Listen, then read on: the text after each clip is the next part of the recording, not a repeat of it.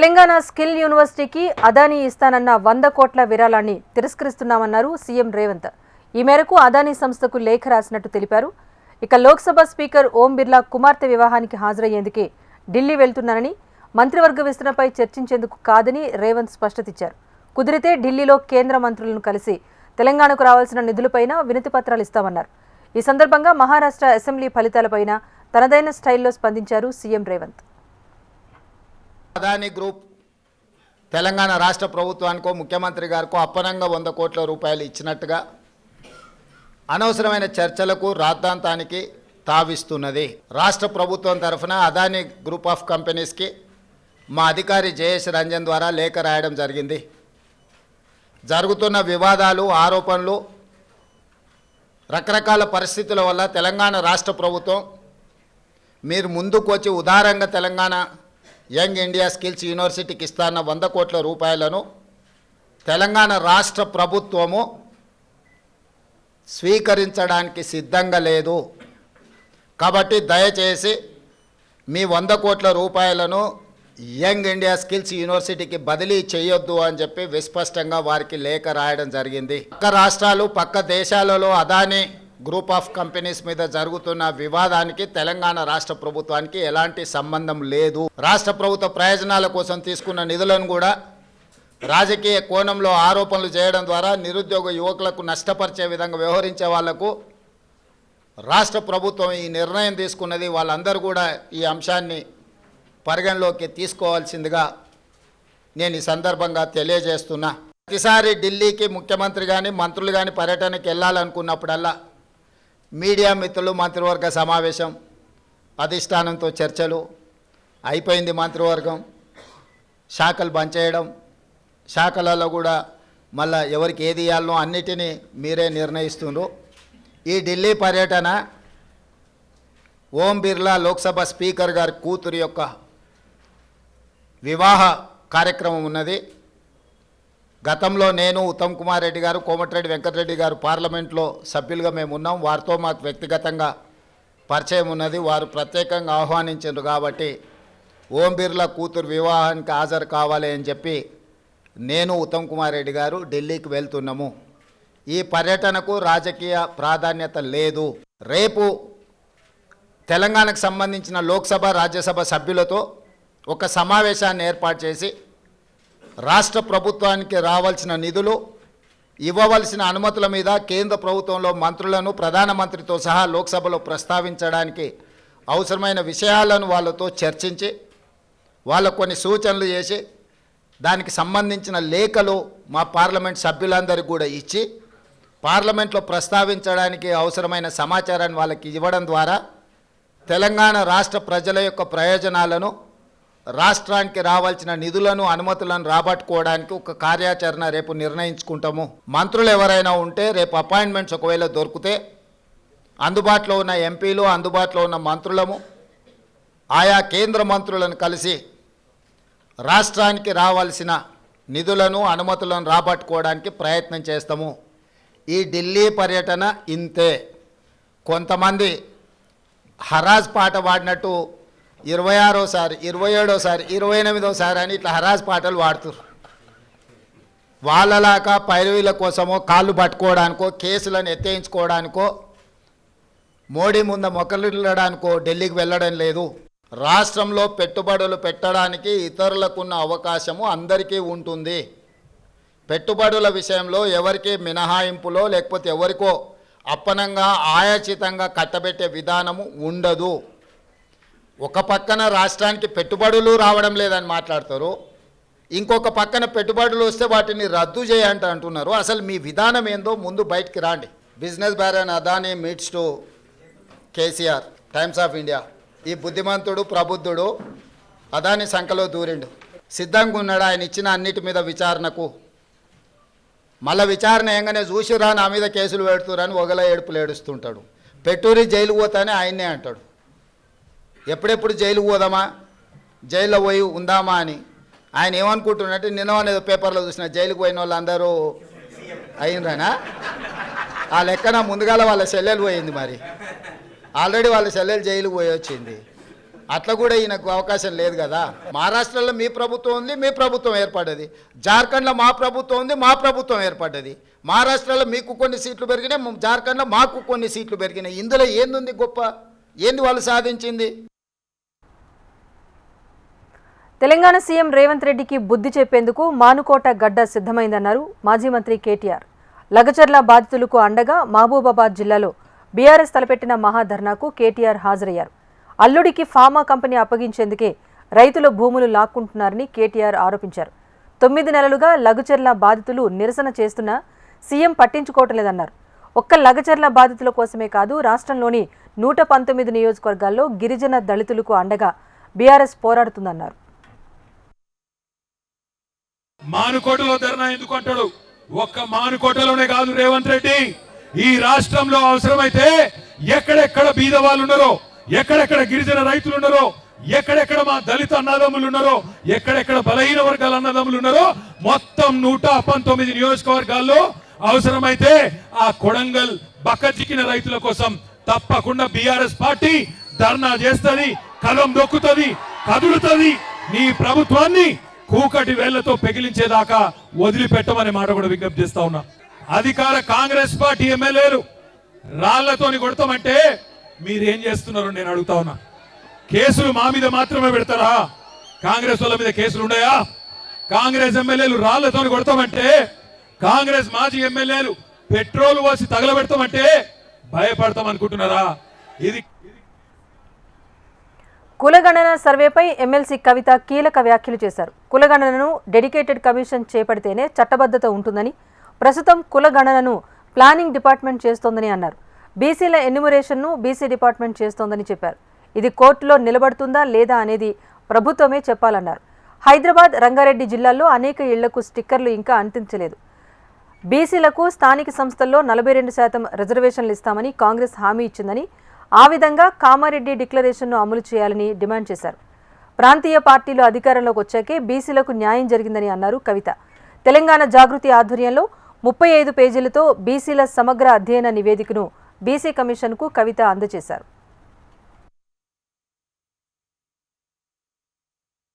Dedicated commission కులగణన చేపడితేనే దానికి కోట్లలో నిలబడేటటువంటి చట్టబద్ధత ఉంటుంది. కానీ ఇవాళ కాంగ్రెస్ ప్రభుత్వం ఏం చేస్తున్నది? కులగణన మాత్రం ప్లానింగ్ డిపార్ట్మెంట్ వాళ్ళు చేస్తూ ఉన్నారు. బీసీల ఎన్యూమరేషన్ సపరేట్ గా బీసీ డిపార్ట్మెంట్ చేస్తున్నది. వీళ్ళందరినీ సెకండరీ డేటా కింద ఇది ఇప్పుడు డెడికేటెడ్ కమిషన్ వాడుకోవాలని చెప్పి ప్రభుత్వం చెప్తా ఉన్నది. కానీ ఇది రేపు పొద్దున కోట్లలో నిలబడుతుందా? బీసీలకు రిజర్వేషన్లు వ్యతిరేకించేటటువంటి వాళ్ళు రేపు పొద్దున కోట్లకు పోతే ఈ అంశం నిలబడుతుందా అన్న విషయం ఇవాళ కాంగ్రెస్ పార్టీ బీసీలందరూ కూడా జవాబు ఇవ్వాల్సినటువంటి విషయాన్ని మేము ప్రభుత్వానికి గుర్తు చేస్తా ఉన్నాం.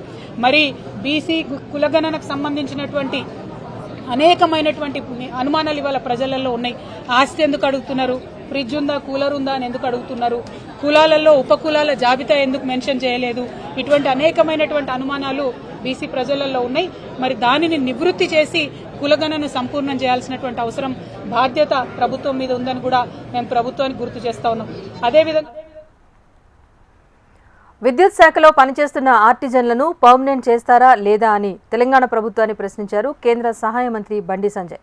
వారితో వెట్టి చాకిరీ చేయిస్తూ శ్రమ దోపిడీ చేస్తారా అంటూ ఫైర్ అయ్యారు. తక్షణమే పర్మనెంట్ చేయాలని, లేని పక్షంలో ఆర్టిజన్లతో కలిసి ఉద్యమిస్తామని హెచ్చరించారు. ఆర్టిజన్ కార్మికులు 18 ఏళ్లుగా చాలీచాలని వేతనంతో బతుకులీడుస్తున్నారని పేర్కొన్నారు. ఈరోజు కరీంనగర్లో తెలంగాణ విద్యుత్ ఆర్టిజన్ కన్వర్షన్ జేఏసీ నాయకులు బండి సంజయ్ను కలిసి వినతిపత్రం సమర్పించారు. హుజురాబాద్లోని కమలాపూర్ మార్కెట్ కమిటీ నూతన పాలకవర్గ ప్రమాణ స్వీకార కార్యక్రమానికి ముఖ్య అతిథిగా హాజరయ్యారు మంత్రి పొన్నం ప్రభాకర్. అనంతరం పాలకవర్గానికి శుభాకాంక్షలు తెలిపారు. నిజమైన రైతులకు సాయం అందాలన్న ఉద్దేశంతోనే రైతు భరోసా పైన ప్రభుత్వం సబ్ కమిటీ వేసిందన్నారు. ఆ నివేదిక రాగానే రైతు భరోసా ఇస్తామన్నారు. సన్నవడ్లకు 500 రూపాయల బోనస్ ఇస్తున్నామని, రైతుల ఖాతాల్లో బోనస్ డబ్బులు జమ అవుతున్నాయని తెలిపారు. కాళేశ్వరం లేకున్నా రికార్డు స్థాయిలో ధాన్యం వస్తుందన్నారు. రైతులకు ఎక్కడా కరెంటు ఇబ్బందులు లేకుండా చర్యలు తీసుకుంటున్నామని మంత్రి పొన్నం ప్రభాకర్ పేర్కొన్నారు.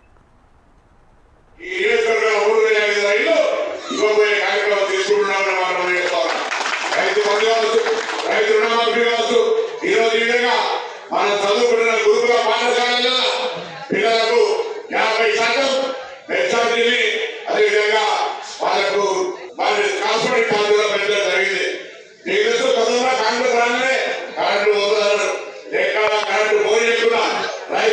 ప్రజలకు అదేవిధంగా ఎన్ని ఇబ్బందులు ఉన్నా సరఫరా చేసుకుంటూ పోతా ఉన్నాం.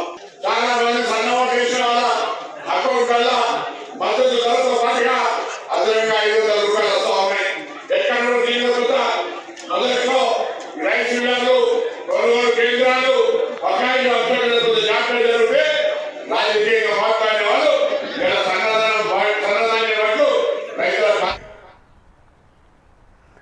ఏపీలో టౌన్ ప్లానింగ్ వ్యవస్థలో పారదర్శకత తీసుకొచ్చేలా వివిధ సంస్కరణల అమలుకు నిర్ణయం తీసుకున్నామని సీఎం చంద్రబాబు తెలిపారు. ఈ సంస్కరణలను ఆమోదించారని కూడా మంత్రి నారాయణ అన్నారు.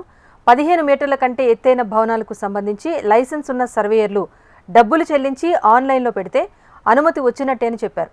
ఆన్లైన్లో అప్లోడ్ చేసిన ప్లాన్లో ఎక్కడైనా అవకతవకలు ఉన్నట్లు తేలితే సదరు సర్వేయర్ లైసెన్స్ రద్దుతో పాటు క్రిమినల్ కేసులు పెట్టేలా చట్ట సవరణ చేస్తున్నామన్నారు మంత్రి నారాయణ. 15 మీటర్లు అంటే సుమారుగా 5 అంతస్తులు కట్టుకునే వాళ్ళకి యాక్చువల్గా పర్మిషన్స్లో మార్పు తీసుకొచ్చాం. చాలా రాష్ట్రాల్లో అది ఇంప్లిమెంట్ చేస్తున్నారు. దాంట్లో ఏంటంటే ఎవరైతే ఈ యొక్క కన్సల్టెంట్స్ లైసెన్స్డ్ సర్వేయర్స్ ఎవరైతే ఉన్నారో వాళ్ళు వాళ్ళ ప్లాన్ని యాక్చువల్గా ఆన్లైన్లో పెట్టి పేమెంట్ కడితే అది డీమ్డ్ అప్రూవల్. ఇంకా మళ్ళీ ఫర్దర్గా అప్రూవల్ అవసరం లేదు. లైసెన్స్డ్ సర్వేయర్స్ వాళ్ళ యొక్క అప్రూవల్తో ఆన్లైన్లో సబ్మిట్ చేసి పేమెంట్ కడితే అది డీమ్డ్. ఇంకా మళ్ళీ మున్సిపల్ శాఖ వాళ్ళు ఏం పర్మిషన్ ఇవ్వరు. అయితే దానికి ఒక టాస్క్ ఫోర్స్ ఉంటుంది. ఆ టాస్క్ ఫోర్స్ వాళ్ళు యాక్చువల్గా వెరిఫై చేసుకుంటుంటారు రెగ్యులర్గా. ఫౌండేషన్ వేసిన తర్వాత ఆ ఫౌండేషన్ యొక్క ఫోటోలతో మళ్ళీ మున్సిపల్ శాఖకి సబ్మిట్ చేయాలి. టౌన్ ప్లానింగ్ వాళ్ళు ఎవరు లైసెన్స్డ్ సర్వేయర్స్ వాళ్ళే సబ్మిట్ చేయాలి. అందులో డీవియేషన్ ఏదైనా కానీ వస్తే కన్స్ట్రక్షన్లో ఆ లైసెన్స్డ్ సర్వేయర్ యొక్క లైసెన్స్ పర్మనెంట్గా క్యాన్సిల్ చేస్తారు, క్రిమినల్ కేసులు పెడతారు. ఈ 2 క్లాజెస్తో 15 మీటర్లు అంటే దాదాపు 5 అంతస్తులు కట్టుకునే అపార్ట్మెంట్ వాళ్ళందరికీ కూడా ఇబ్బంది లేకుండా చేసి దానికి యాక్చువల్గా ఈరోజు ముఖ్యమంత్రి గారు దాన్ని అనుమతి ఇచ్చాడు. ఏపీలో టూరిజం అభివృద్ధికి ప్రత్యేక ప్రణాళికలు రూపొందిస్తున్నట్లు డిప్యూటీ సీఎం పవన్ కళ్యాణ్ తెలిపారు. ఈ రంగం ద్వారా ఉపాధి అవకాశాలు మెరుగుపరిచే దిశగా ప్రభుత్వం ముందుకు వెళ్తోందని వివరించారు. రాష్ట్రంలో టెంపుల్, ఇకో, అడ్వెంచర్, హెరిటేజ్ టూరిజం అభివృద్ధికి కావాల్సిన కార్యాచరణపై చర్చించేందుకు పవన్ అధ్యక్షతన సమావేశం జరిగింది. దేవాదాయ, ధర్మాదాయ, పర్యాటక, R&B శాఖల మంత్రులు, ఉన్నతాధికారులు ఈ సమావేశంలో పాల్గొన్నారు. రాష్ట్రంలో పర్యాటక రంగ అభివృద్ధికి అద్భుతమైన అవకాశాలున్నాయని, ప్రపంచంలో ఎన్నో దేశాలు కేవలం టూరిజం ద్వారానే అభివృద్ధి చెందాయని ఈ సందర్భంగా పవన్ పేర్కొన్నారు. రాష్ట్రాన్ని టూరిజం హబ్గా మార్చేందుకు ప్రభుత్వ శాఖలు సమన్వయంతో ముందుకు వెళ్లాలని సూచించారు. కొత్త ప్రభుత్వం ఏర్పడ్డాక టూరిజం మీద చాలా కీలకమైన నిర్ణయాలు తీసుకోవాలి. మనకి ఎంప్లాయ్మెంట్ జనరేషన్ జరగాలి. ఏమాత్రం పొగా కాలుష్యం లేని ఎక్కువ మంది అన్స్కిల్డ్ వారికి ఉపాధినిచ్చే పరిశ్రమ ఇది. ప్రస్తుతానికి వార్షికం సంవత్సరానికి 5% అభివృద్ధి ఉన్న పరిశ్రమ ఇది. ఏ కంట్రీ ప్రోగ్రెస్ అవ్వాలన్నా, ఏ స్టేట్ ప్రోగ్రెస్ అవ్వాలన్నా tourism is the key. So రాష్ట్రంలోనే ముందు చాలా అనేక సభల్లో అందరితో చెప్పింది అంటే రిలీజియస్ టూరిజం ఒకటి, ఎకో టూరిజం, అడ్వెంచరస్ టూరిజం చాలా స్కోప్ ఉన్నది. ఇవన్నీ ముందుకు తీసుకురావాలనేది ముందు అదానీతో గత వైసీపీ ప్రభుత్వం చేసుకున్న విద్యుత్ కొనుగోళ్ల ఒప్పందాలను రద్దు చేయాలని AP PCC chief YS Sharmila demand చేశారు. ఈ మేరకు సీఎం చంద్రబాబుకు ఆమె లేఖ రాశారు. అదానీతో విద్యుత్ ఒప్పందం రాష్ట్రానికి పెను భారమని, అక్రమ డీల్ కారణంగా 25 ఏళ్ల పాటు ప్రజలపై 1,50,000 కోట్ల భారం పడుతుందని అభిప్రాయపడ్డారు. అర్ధరాత్రి అనుమతుల వెనుక దర్యాప్తు జరగాలని షర్మిల డిమాండ్ చేశారు. ఒప్పందాలను రద్దు చేసి ఆ కంపెనీని వెంటనే బ్లాక్ లిస్టులో పెట్టాలని లేఖలో ప్రస్తావించారు. ఒప్పందాలపై సీబీఐ లేదంటే సిట్టింగ్ జడ్జితో విచారణ జరిపించాలని, గంగవరం పోర్టును అదానికి అప్పగించడంపై విచారణ జరపాలని లేఖలో షర్మిల పేర్కొన్నారు. ఏపీలో కొత్త రేషన్ కార్డు కోసం ఎదురు చూస్తున్న లబ్ధిదారులకు ప్రభుత్వం గుడ్ న్యూస్ చెప్పింది. రేషన్ కార్డు మంజూరు కోసం ఇవాళ షెడ్యూల్ విడుదల చేసింది. దీని ప్రకారం డిసెంబర్ 2 నుంచి 28 వరకు అప్లికేషన్ స్వీకరణ ఉంటుంది. గ్రామ, వార్డు సచివాలయాల్లో దరఖాస్తుల విభజన, మార్పులు, చేర్పులకు అవకాశం కల్పిస్తారు. తర్వాత సంక్రాంతిలోపు ఈ కొత్త రేషన్ కార్డులకు అర్హుల గుర్తింపు ప్రక్రియ పూర్తి చేస్తారు. అనంతరం ప్రభుత్వ మార్గదర్శకాల ప్రకారం అర్హులైన వారికి కొత్త రేషన్ కార్డులను జారీ చేస్తారు.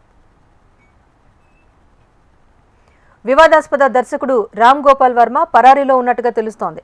ఒంగోలు నుంచి హైదరాబాద్కు వచ్చిన 2 పోలీసు బృందాలు నేరుగా ఆర్జీవీ నివాసానికి వెళ్లాయి. అయితే ఆర్జీవీ అక్కడ లేకపోవడంతో ఎక్కడికి వెళ్లి ఉండొచ్చనే కోణంలో పోలీసులు ఎంక్వైరీ చేస్తున్నారు. రామ్ గోపాల్ వర్మ మొబైల్ ఫోన్ కూడా స్విచ్ ఆఫ్లో ఉన్నట్టుగా తెలుస్తోంది. అయితే Varma social media accounts locations హైదరాబాద్లోనే ట్రాక్ అవుతున్నట్టుగా సమాచారం అందుతోంది. దీంతో హైదరాబాద్ శివార్లోనే వర్మ ఉండొచ్చని భావిస్తున్న పోలీసులు శంషాబాద్, షాద్నగర్లోని 2 ఫామ్ హౌజ్లపైన దృష్టి పెట్టారు. ఏపీకి మరో తుపాను ముప్పు పొంచి ఉంది. దక్షిణ బంగాళాఖాతంలో ఏర్పడిన అల్పపీడనం వాయుగుండంగా మారింది. అది రేపట్లోగా మరింత బలపడి తీవ్ర వాయుగుండంగా మారే అవకాశం ఉందని విశాఖ వాతావరణ శాఖ హెచ్చరించింది. పశ్చిమ వాయువ్య దిశగా కదులుతున్న వాయుగుండం 24 గంటల్లో తీవ్ర వాయుగుండంగా మారే ప్రమాదం ఉంది.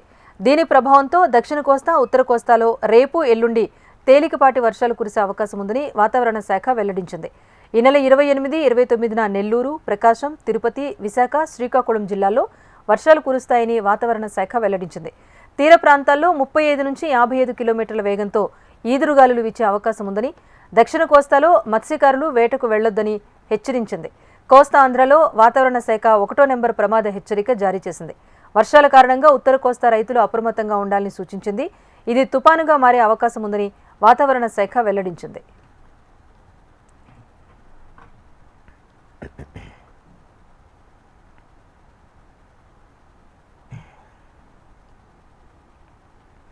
ప్రధాని నరేంద్ర మోదీ విశాఖ పర్యటన రద్దయింది. ఏపీలో తుపాను హెచ్చరికల నేపథ్యంలో ఈ నెల 29న జరగాల్సిన ప్రధాని పర్యటన రద్దయినట్టు పీఎంఓ వర్గాలు వెల్లడించాయి.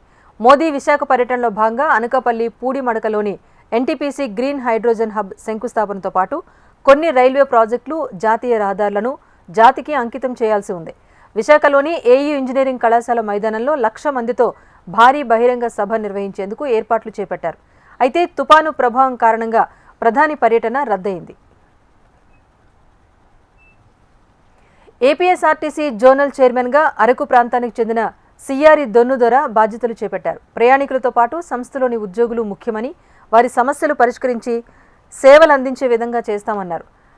విజయనగరం నుంచి అరకు మీదుగా జిల్లా కేంద్రం పాడేరుకు బస్సు సౌకర్యం కల్పిస్తామని RTC zonal chairman CR Donnudora తెలిపారు.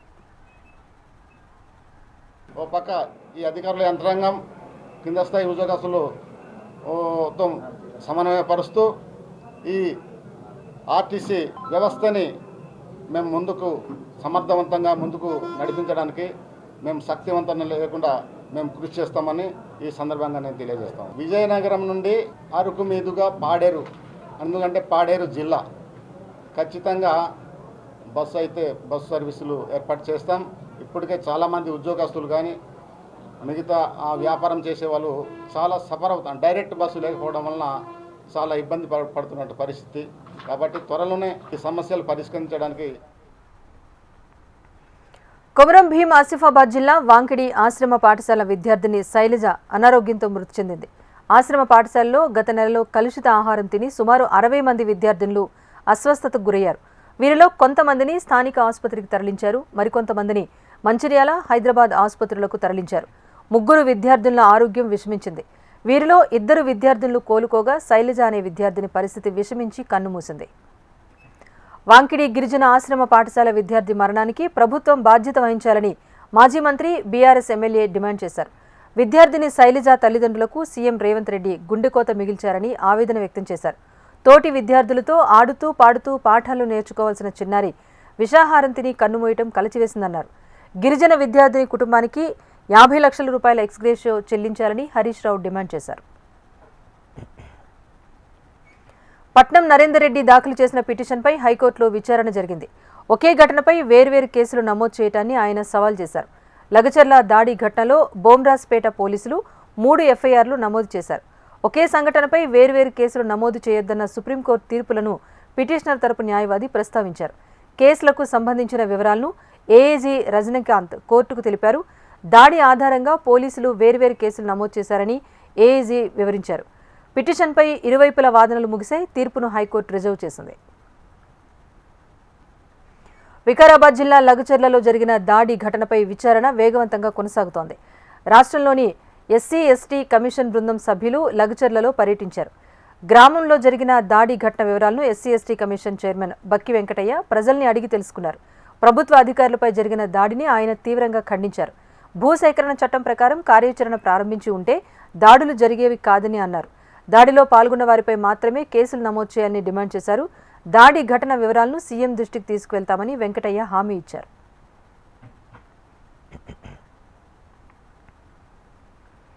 హైదరాబాద్ తార్నాకలో ఇంటర్ విద్యార్థిని అదృశ్యమైంది. తార్నాకలోని డేవిడ్ మెమోరియల్ కళాశాలలో విద్యార్థిని ఇంటర్ ఫస్ట్ ఇయర్ చదువుతోంది.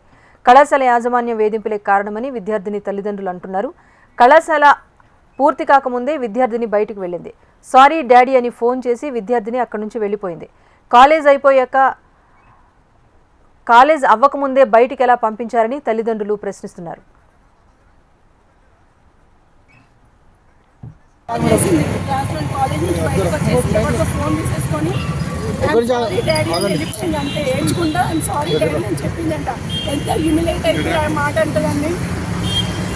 పేరెంట్స్ వచ్చేవారికి పిల్లలు కాసుకొని కూర్చోండి. ఇన్ కేసు నువ్వు బయటకు పంపించాలనుకుంటే ఏపీ వ్యాప్తంగా 108 సిబ్బంది ఆందోళనలకు సిద్ధమవుతున్నారు. 108ను ప్రభుత్వంలో కొనసాగించాలని, వైద్య ఆరోగ్య శాఖలో విలీనం చేయాలని 108 సిబ్బంది డిమాండ్ చేస్తున్నారు. ప్రభుత్వం మారిన ప్రతిసారి కాంట్రాక్టర్లను మార్చడంతో తాము తీవ్రంగా నష్టపోతున్నామని అంటున్నారు. అయితే ఇదే అంశంపై ప్రభుత్వంతో చర్చలు జరిపినప్పటికీ స్పష్టత రాకపోవడంతో నేటి నుంచి సమ్మెకు వెళ్తున్నట్టు 108 సిబ్బంది ప్రకటించారు. విజయవాడలో రిలే నిరాహార దీక్షకు పిలుపునిచ్చిన 108 ఉద్యోగులు ఏ క్షణంలో అయినా సమ్మెలోకి దిగనున్నారు. మహారాష్ట్ర సీఎం కుర్చీపై ఇంకా ఉత్కంఠ వీడలేదు. CM Eknath Shinde, deputy CM Fadnavis మధ్య తీవ్ర పోటీ నెలకొంది. అత్యధిక సీట్లు గెలుచుకున్న తమ పార్టీకే అవకాశం దక్కుతుందని బీజేపీ భావిస్తూ ఉండగా మిత్రధర్మాన్ని గౌరవించాలని శివసేన అంటోంది. బీహార్లో నితీష్ కుమార్ను సీఎంగా కొనసాగించినట్లే మహారాష్ట్రలో ఏక్నాథ్ షిండేను కొనసాగించాలని ఆయన వర్గం నేతలు కోరుతున్నారు. తాజాగా మహారాష్ట్ర సీఎం ఎంపిక నిర్ణయం ఢిల్లీకి చేరింది. సీఎం ఏక్నాథ్ షిండే, డిప్యూటీ సీఎంలు దేవేంద్ర ఫడ్నవీస్, అజిత్ పవార్ ఢిల్లీ వెళ్లి బీజేపీ అగ్రనేతలతో సంప్రదింపులు జరుపుతున్నారు. వీరి భేటీ తర్వాత ఏ క్షణమైనా సీఎం ఎంపికపైన ప్రకటన వెలువడే అవకాశం ఉంది. రేపటితో మహారాష్ట్ర అసెంబ్లీ గడువు పూర్తవుతున్న నేపథ్యంలో అప్పట్లోగా సర్కారు ఏర్పాటు అనేది తప్పనిసరిగా మారింది. తొలి రోజు ఎలాంటి చర్చ జరగకుండానే ఉభయ సభలు బుధవారానికి వాయిదా పడ్డాయి.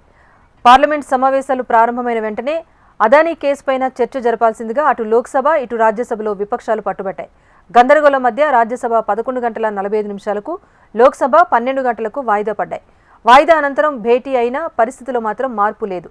ప్రతిపక్షాలు అదానీ అంశాన్ని చర్చించాల్సిందే అంటూ నినాదాలు చేశాయి. దీంతో బుధవారానికి సభను వాయిదా వేస్తున్నట్లు అటు రాజ్యసభ చైర్మన్, లోక్సభ స్పీకర్ చెప్పారు. అంతకుముందు ఇటీవల మరణించిన ఎంపీలకు ఉభయ సభలు నివాళులర్పించాయి. రాజ్యసభలో చైర్మన్ జగదీప్ ధన్కడ్, ఎల్ఓపీ మల్లికార్జున ఖర్గే మధ్య మాటల యుద్ధం నెలకొంది.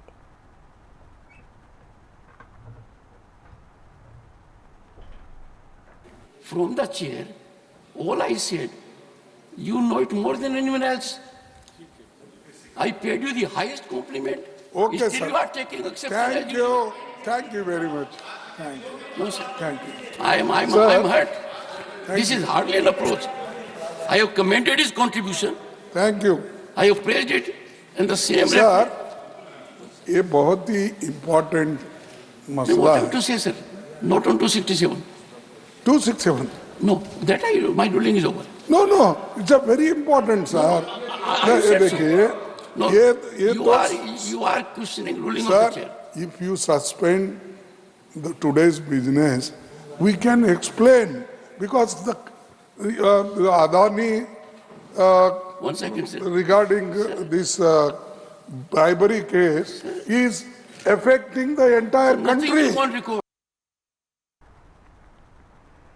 పార్లమెంట్ సమావేశాల ప్రారంభానికి ముందు విపక్షాలపై ప్రధాని మోదీ విమర్శనాస్త్రాలు సంధించారు. అధికార దాహం గల పార్టీలను ప్రజలు తిరస్కరించారన్న మోదీ కొంతమంది కావాలనే సభను అడ్డుకోవాలని ప్రయత్నిస్తున్నారని అన్నారు.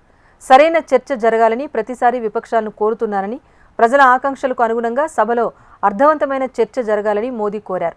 కొందరు స్వార్థ రాజకీయ ప్రయోజనాల కోసం పనిచేస్తున్నారని, సొంత లబ్ధి కోసం పార్లమెంట్ సమావేశాలను అడ్డుకునే ప్రయత్నం చేస్తున్నారంటూ ఆరోపించారు మోదీ.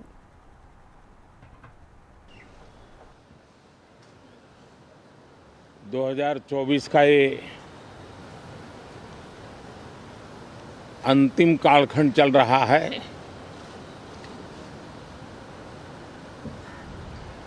देश पूरे उमंग और उत्साह के साथ 2025 के स्वागत की तैयारी में भी लगा हुआ है। साथियों, संसद का ये सत्र अनेक प्रकार से विशेष है और सबसे बड़ी बात है हमारे संविधान के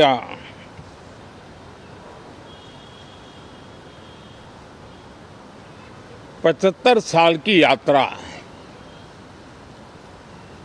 75वें साल में उसका प्रवेश। రాజ్యాంగం నుంచి సెక్యులరిజం, సోషలిజం అనే పదాలని తొలగించాలి అంటూ దాఖలైన పిటిషన్లను సుప్రీంకోర్టు తోసిపుచ్చింది. 1976లో ఇందిరాగాంధీ ప్రభుత్వం 42వ రాజ్యాంగ సవరణ ద్వారా రాజ్యాంగ పీఠికలో సెక్యులరిస్ట్, సోషలిస్ట్, సమగ్రత పదాలను చేర్చారు. ఆ సవరణను సవాల్ చేస్తూ పిటిషనర్లు సుబ్రహ్మణ్య స్వామి సహా పలువురు సుప్రీంకోర్టులో సవాల్ చేశారు. 2 పదాలను తొలగించాలని కోరారు. సవరణ జరిగిన సమయంలో పార్లమెంట్లో చర్చ జరగలేదని, 1975 నుంచి 77 మధ్య ఎమర్జెన్సీ కాలంలో జరిగిన ఈ సవరణ చట్టబద్ధతను ప్రశ్నించారు. పిటిషన్లపై వాదనలు విన్న న్యాయస్థానం వాటిని తోసిపుచ్చుతూ తీర్పును వెలువరించింది. సోషలిస్ట్, సెక్యులర్ అనే పదాలకు వివరణలున్నాయని, వాటిని వేర్వేరుగా అన్వయించుకుంటున్నారని ధర్మాసనం అభిప్రాయపడింది. భారత రాజ్యాంగ మౌలిక స్వరూపంలో సెక్యులరిజం అనేది అంతర్భాగమని సిజేఐ జస్టిస్ సంజీవ్ ఖన్నా స్పష్టం చేశారు. బిజినెస్ అప్డేట్ చూస్తే దేశీయ స్టాక్ మార్కెట్ సూచీలు భారీ లాభాల్లో ముగిశాయి. సెన్సెక్స్ 992 పాయింట్లు, నిఫ్టీ 314 పాయింట్లు చొప్పున లాభపడ్డాయి. అంతర్జాతీయ మార్కెట్ల నుంచి సానుకూల సంకేతాలు. మహారాష్ట్రలో బీజేపీ నేతృత్వంలోని మహాయుతి కూటమి భారీ విజయం సాధించిన నేపథ్యంలో సూచీలు వరుసగా 2వ రోజు రాణించాయి. ముఖ్యంగా హెచ్డిఎఫ్సి బ్యాంక్, ఎల్ఎన్టీ, ఐసిఐసిఐ బ్యాంక్, రిలయన్స్ షేర్లు సూచీలకు దన్నుగా నిలిచాయి. దీంతో సెన్సెక్స్ మళ్లీ 80,000 ఎగువకు చేరింది. నిఫ్టీ 24,200 పాయింట్ల ఎగువన స్థిరపడింది. డాలర్తో రూపాయి మారకం విలువ కాస్త బలపడి ₹84.30కు చేరుకుంది. పర్త్ టెస్ట్లో భారత జట్టు అదరగొట్టింది. బ్యాటింగ్, బౌలింగ్లో సమిష్టి కృషితో వారి సొంత గడ్డపైనే ఆస్ట్రేలియాను 295 పరుగుల తేడాతో చిత్తు చేసింది. తొలుత బ్యాటింగ్ చేసిన భారత్ తొలి ఇన్నింగ్స్లో 150 పరుగులు చేసి ఆలౌట్ అయింది. ఆ తర్వాత ఆస్ట్రేలియాను 104 పరుగులకి కుప్పకూల్చింది. ఇక సెకండ్ ఇన్నింగ్స్లో టీమిండియా బ్యాట్స్మెన్ ధీటుగా ఆడటంతో 6 వికెట్లకు 487 పరుగులు చేసి డిక్లేర్ చేసింది. ఆస్ట్రేలియాకు 534 పరుగుల భారీ లక్ష్యాన్ని నిర్దేశించింది. అయితే సెకండ్ ఇన్నింగ్స్లో ఆస్ట్రేలియా జట్టు 238 పరుగులకే చాప చుట్టేయడంతో 295 పరుగుల ఆధిక్యంతో టీమిండియా తొలి టెస్ట్ను సొంతం చేసుకుంది. భారత బౌలర్లలో సిరాజ్, బూమ్రా చెరో 3 వికెట్లు, సుందర్ 2, నితీష్ రెడ్డి 1 వికెట్ తీశారు. 5 టెస్టుల సిరీస్లో 1-0 ఆధిక్యంలోకి దూసుకువెళ్లటమే కాకుండా ప్రపంచ టెస్ట్ ఛాంపియన్షిప్ పాయింట్లలోనూ మళ్లీ అగ్రస్థానానికి చేరుకుంది టీమిండియా. ఈ మ్యాచ్ ముందు వరకు తొలి ప్లేస్లో ఉన్న ఆస్ట్రేలియా కిందకు పడిపోయింది. వచ్చే ఏడాది జూన్లో జరగబోయే WTC ఫైనల్లో భారత్ తలపడాలి అంటే ఈ సిరీస్ను కనీసం 4-0 తేడాతో దక్కించుకోవాల్సి ఉంటుంది. ఇది prime time news update. Keep watching HM TV. వార్త ఆగదు, నిజం దాగదు.